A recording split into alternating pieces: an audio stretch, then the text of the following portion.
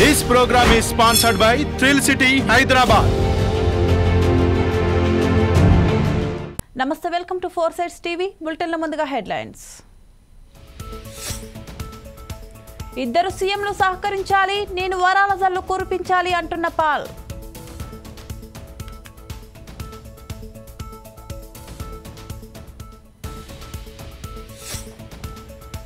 ఖాళీలు పూర్తి చేస్తాం, మెరుగైన సేవలు అందిస్తాం.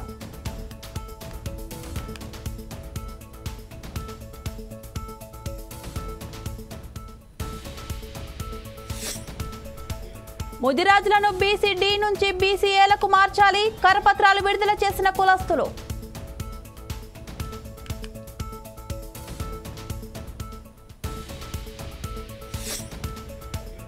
లోక్ అదాలత్లో సత్వర న్యాయం, ఇరు వర్గాలకు సౌఖ్యం.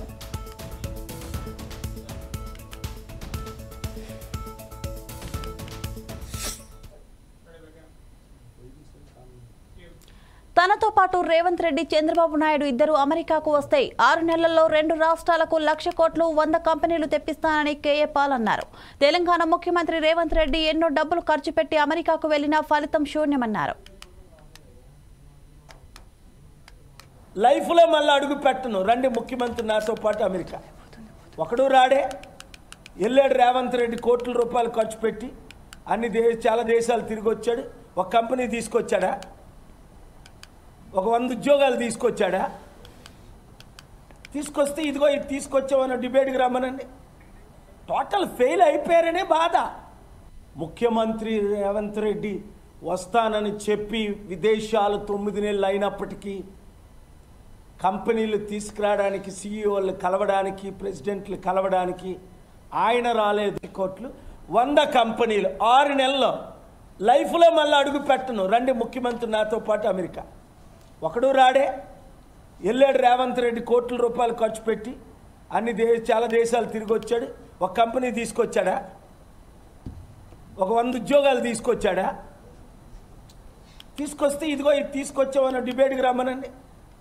టోటల్ ఫెయిల్ అయిపోయారనే బాధ. ముఖ్యమంత్రి రేవంత్ రెడ్డి వస్తానని చెప్పి విదేశాలు 9 నెలలు అయినప్పటికీ కంపెనీలు తీసుకురావడానికి, సీఈఓలు కలవడానికి, ప్రెసిడెంట్లు కలవడానికి. ప్రభుత్వ ఆసుపత్రులలో అందజేసే వైద్య సేవల పట్ల ప్రజల్లో విశ్వాసం పెంచే ప్రాథమిక బాధ్యత మనపై ఉందని ఆరోగ్య కుటుంబ సంక్షేమ వైద్య విద్యాశాఖ మంత్రి సత్యకుమార్ యాదవ్ పేర్కొన్నారు. రాజమండ్రి జిల్లా ప్రభుత్వ ఆసుపత్రిలో సమీక్ష సమావేశంలో పాల్గొన్నారు. పర్యాటక శాఖ మంత్రి కందుల దుర్గేష్, రాజమండ్రి ఎమ్మెల్యే ఆదిరెడ్డి వాసు, జిల్లా కలెక్టర్ ప్రశాంతితో కలిసి జిల్లా ప్రభుత్వ బోధన ఆసుపత్రిని పరిశీలించారు. ప్రభుత్వ ఆసుపత్రులలో అందజేసే వైద్య సేవలో మెరుగైన చికిత్సా విధానాలు, మౌలిక సదుపాయాల కల్పన పరిస్థితులలో మార్పు రావడానికి కూటమి ప్రభుత్వం పనిచేస్తుందన్నారు. రోగులకు సకాలంలో వైద్య సేవలు అందించే దిశగా సుమారు 350 మంది వైద్యులు ఉంటే 750కి పైగా బెడ్స్ ఉన్నాయన్నారు. రోజుకు 1000కి పైగా ఓసీలు ఉంటాయన్నారు. రాజమండ్రి జీజీహెచ్లో 304 మంది వైద్యులు, వైద్య సిబ్బంది ఉండాల్సి ఉండగా 180 మంది మాత్రమే ఉన్నారన్నారు. ఆసుపత్రిలో 98 మంది సూపర్ స్పెషాలిటీ ఉంటే 28 ఖాళీలున్నాయన్నారు. నూతన వైద్య కళాశాలలో మౌలిక సదుపాయాల ఫ్యాకల్టీ లేకుంటే వైద్య విద్యను విద్యార్థులకు ఎలా అందిస్తారని గత ప్రభుత్వానికి తెలియాలి అన్నారు. ప్రభుత్వం వైద్య రంగంలో 2,500 కోట్ల రూపాయలు బకాయిలు ఉందని, కూటమి ప్రభుత్వం ఏర్పడిన 2 నెలల కాలంలోనే 652 కోట్ల వైద్య ఆరోగ్య రంగానికి చెల్లించడం జరిగిందన్నారు.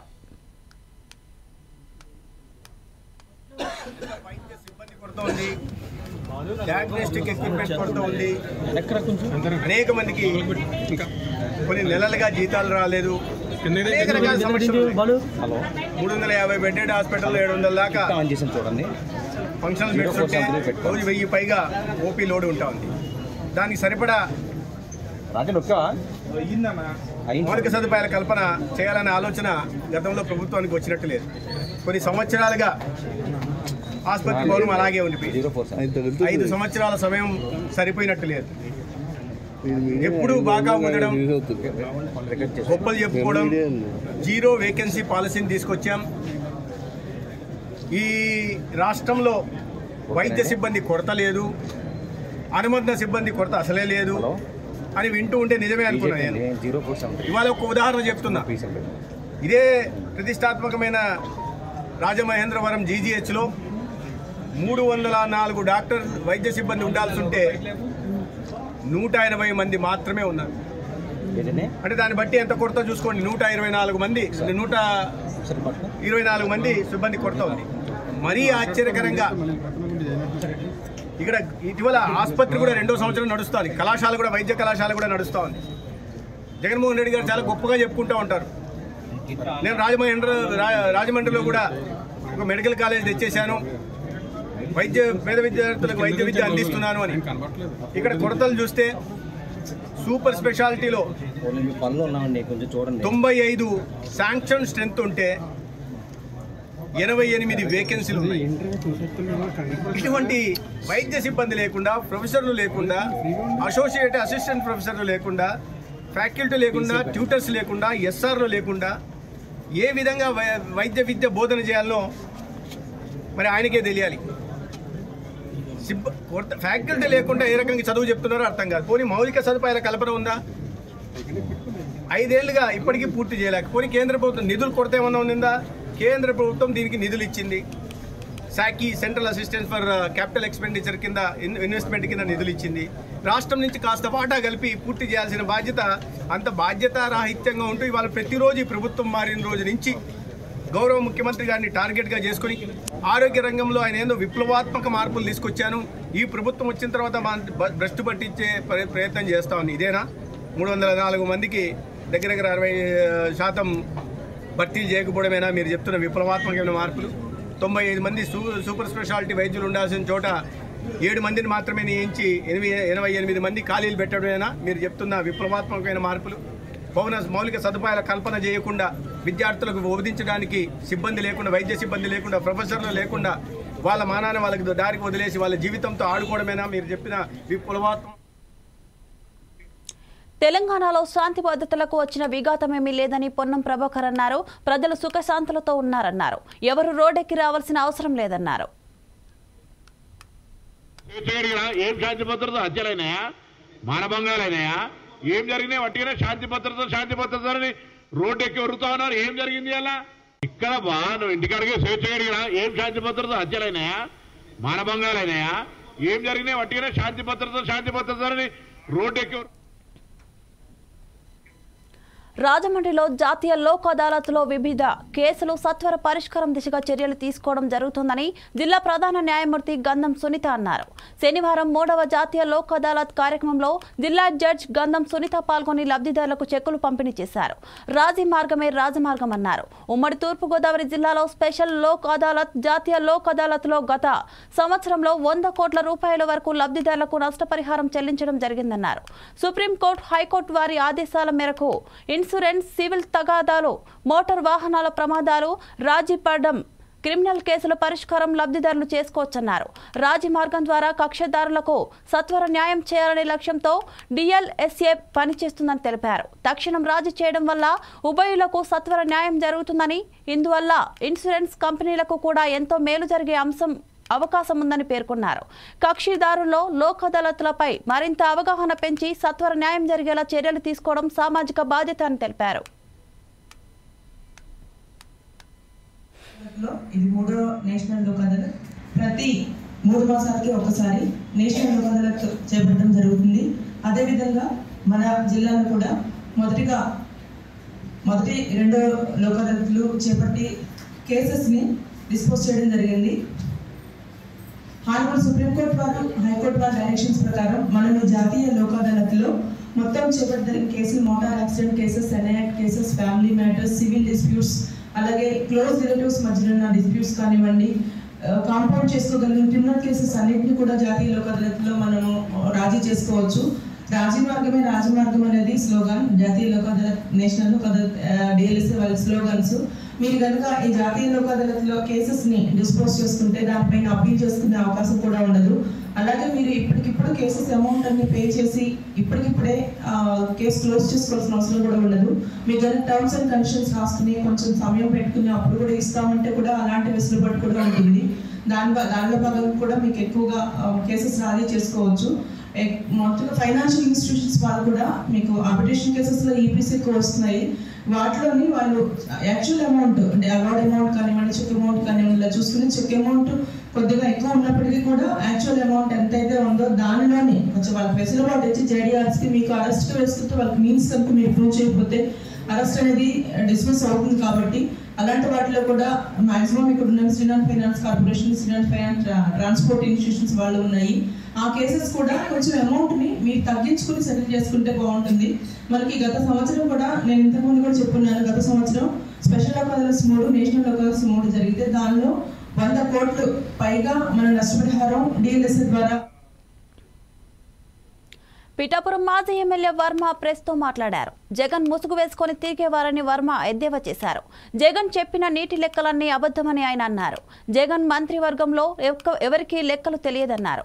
పిఠాపురం ప్రాంతం ఎక్కువగా అతివృష్టి అనావృష్టికి లోనవుతుందన్నారు. జగన్ కట్టించిన నాసిరకం కాలనీలు దుర్భరంగా ఉన్నాయన్నారు.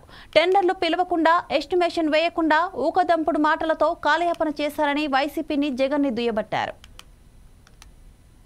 చంద్రబాబు 176 కోట్ల పనులు మొదలెడితే రివర్స్ టెండరింగ్ పేరు చెప్పి రద్దు చేసాం.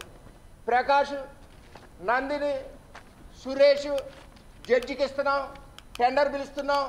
హై లెవెల్ కమిటీ జడ్జి ఎవరండి? రిటైర్డ్ జడ్జి, అది మన రెడ్డే. ఈ ప్రకాష్, నంది, సురేష్ వచ్చారు కదా, ముగ్గురు ఎల్లవన్నో. ఏ ప్రకాష్, టెండర్ వదిలేకపోతే కాళ్ళు తీస్తాం. ఏ సురేష్, టెండర్ వదలకపోతే కాళ్ళు తీస్తాం. మా రెడ్డే చేస్తాడని చెప్పి ఇలాగ బెదిరించి టెండర్లు తీసుకున్నారు. నువ్వు అంటున్నావు కదా నిండు కొండలాగా ఏలేరు ఉంది, క్రాప్ హాలిడే ఇవ్వాలని. దేనికి ఇవ్వాలి? సంవత్సరానికి 6 నెలలు ఖాళీ, 5 సంవత్సరాలు 30 నెలలు. కనీసం నువ్వు టెండర్ పిలిచావా? ఏలేరు ఫేజ్ 2 రద్దు చేసావు, టెండర్ పిలిచావా? టెండర్ పిలవలేదు. కనీసం ఎస్టిమేషన్లు వేసావా? ఎస్టిమేషన్ వేయలేదు. క్రాప్ హాలిడే ఎందుకయ్యా? బుర్ర ఉందా అక్కడ నీకు? నువ్వు రివర్స్ టెండర్ల పేరు చెప్పి నందిని, సురేష్, ప్రకాష్కి చెప్పి ఇద్దరిని బెదిరించి నీ రెడ్డికి తీసుకుంటున్నావు. ఏంటో రివర్స్ టెండరింగ్? ఇవాళ రివర్స్ టెండరింగ్ 176 కోట్లతో ప్రాజెక్ట్ అయిపోయింది. ఇవాళ 850 కోట్లు అవుతుంది. రేపు కూటమి ప్రభుత్వంలో చేసి తీరుతాం. నీకులాగా మోసగాళ్ళం కాదు. ఇవాళ వరద పిఠాపురంలో ఉంటే నువ్వు ఎక్కడ తిరిగావా చెప్పండి? నువ్వు ఎంత అందమైన కాలనీ కట్టావు, జగనన్న కాలనీ. 40 ఎకరాలు, ఎకరా అక్కడ 15 లక్షలు, నువ్వు కొట్టేసింది 60 లక్షలు. చుట్టూ నీరు, మధ్యలో పేదవాళ్ళు. ఎందుకు వెళ్ళలేదు అక్కడ? మొన్న నేను మా పవన్ కళ్యాణ్ వెళ్ళలేదా? నువ్వెందుకు వెళ్ళలేకపోయావు అక్కడికి? ఎందుకు? నువ్వు కట్టిన కాలనీ కదా, ఎందుకు వెళ్ళలేకపోయావు? సొద్దుగడ్డ, కొండకాలువ, గొల్లప్రోలు ముంచుతుంది కదా, అక్కడికి ఎందుకు వెళ్ళలేకపోయావు? ఇవన్నీ కూడా కథలు చెప్పక ప్రజలకి. 5 ఏళ్ళు డ్యాన్స్ ఆడాం, టెండర్ వెళ్ళలేదు.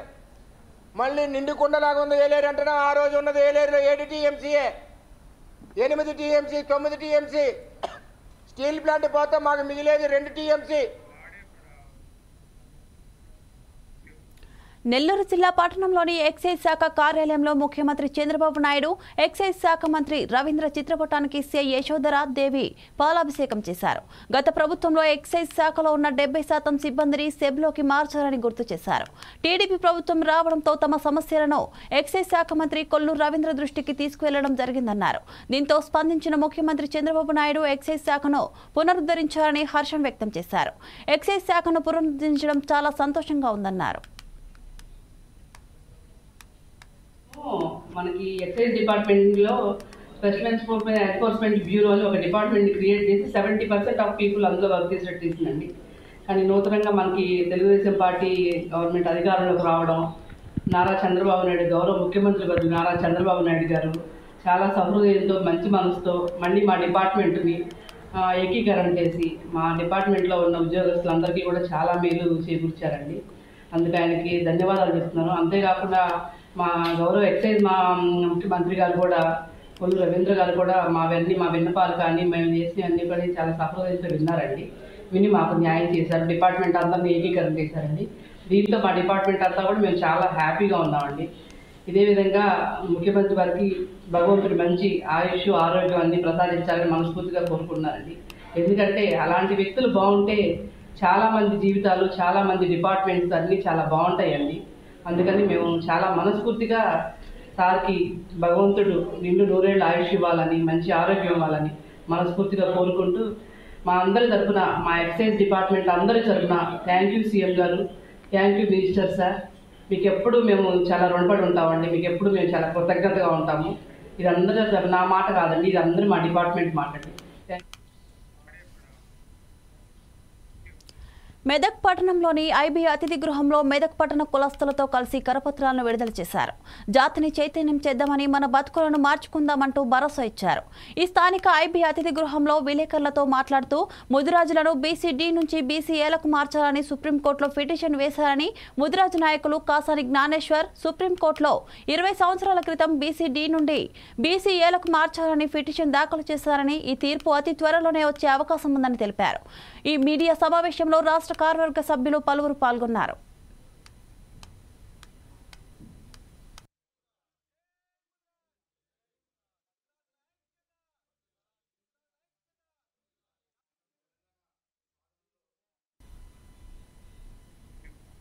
తూర్పుగోదావరి జిల్లా ఆనపర్తి నియోజకవర్గం పరిధిలో రామవరం, రాయవరం పనులు శంకుస్థాపన కార్యక్రమానికి శాసనసభ్యులు నల్లిమిల్లి రామకృష్ణారెడ్డితో కలిసి ముఖ్య అతిథిగా కలెక్టర్ హాజరయ్యారు. మౌలిక సదుపాయాలు కల్పించడం కోసం అత్యంత ప్రాధాన్యత ఇవ్వడం జరుగుతుందని జిల్లా కలెక్టర్ పి ప్రశాంతి పేర్కొన్నారు. శాసనసభ్యుడు నల్లిమిల్లి రామకృష్ణ మాట్లాడుతూ నియోజకవర్గ పరిధిలో సుమారు 14 కోట్ల నిధులతో సిమెంట్ రోడ్లు, రైళ్లు అభివృద్ధి చేయడం జరుగుతుందన్నారు. మిషన్ వాత్సల్యం కింద 14 మందికి ఆర్థిక భరోసా ఇవ్వడం జరిగిందన్నారు. కెనాల్ రోడ్డును జాతీయ రహదారిగా గుర్తింపు కోసం కృషి చేస్తున్నామని, త్వరలోనే సానుకూల నిర్ణయం ప్రకటించడం జరుగుతుందని ఆయన తెలిపారు. కూటమి ప్రభుత్వం అధికారంలోకి రావడంతో మళ్లీ నియోజకవర్గంలో రానున్న రోజుల్లో అభివృద్ధి పనులు పెద్ద ఎత్తున చేపట్టనున్నట్లు ఎమ్మెల్యే తెలిపారు. మిషన్ వాత్సల్య పేరుతో అనపర్తి మండలంలో వివిధ గ్రామాలకు చెందిన 14 మంది విద్యార్థులకు నెలకు 4,000 చొప్పున 6 నెలలకు 24,000 అందజేశారు. 150 లక్షల రామవరం, రాయవరం రహదారికి శంకుస్థాపన చేశారు. తీసుకురావడం జరుగుతుంది. అదేవిధంగా ఈ కాలనీకి సంబంధించి ఏదైతే స్కూల్ వరకు రహదారి ఏర్పాటు చేయాలని మీరు కోనసీమ తిరుమల వాడపల్లి శ్రీ వెంకటేశ్వర స్వామివారి ఆలయానికి భక్తులు పోటెత్తారు. అంబేద్కర్ కోనసీమ జిల్లా కొత్తపేట నియోజకవర్గం ఆత్రేయపురం మండలం వాడపల్లి గ్రామంలో వేంచేసి ఉన్న కలియుగ ప్రత్యక్ష దైవంగా విరాజిల్లుతున్న కోనసీమ తిరుమల శ్రీ వెంకటేశ్వర స్వామివారిని 7 వారాల నోము ఆచరించే భక్తులు శనివారం తెల్లవారుజాము నుండి మాడ వీధుల్లో 7 ప్రదక్షిణాలు చేసి స్వామివారిని దర్శించుకున్నారు. భక్తులు ఎలాంటి ఇబ్బందులు కలగకుండా దేవస్థానం deputy commissioner EO Bhupathiraju Kishore Kumar అన్ని ఏర్పాట్లు చేశారు.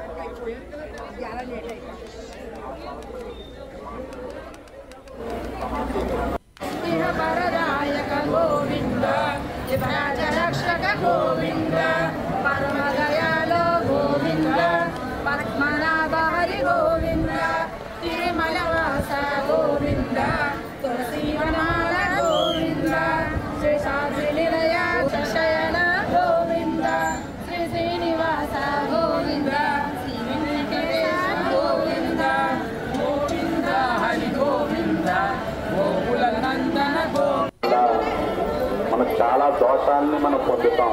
దయచేసి భగవంతుడు చూపు మన మీద ఉంటుంది. బలం ఉన్నంతసేపే భగవంతుడు చేయండి నామస్మరణ, అప్పుడే మన మానవ జన్మకు చిత్తార్థం అవుతుంది అంటున్నాడు తాళ్లపాక అన్నమాచార్యుల వారు.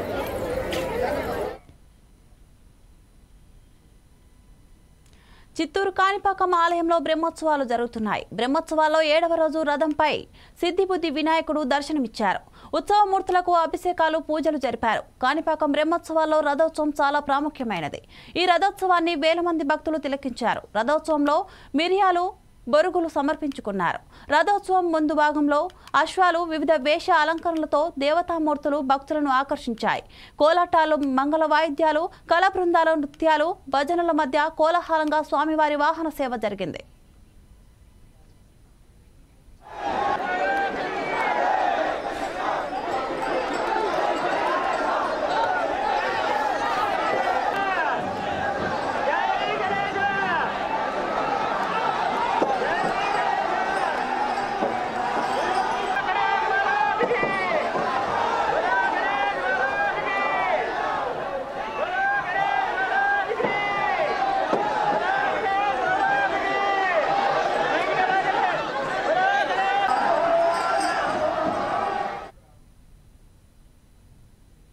ఇవి bulletin updates. Keep watching 4 Sides TV.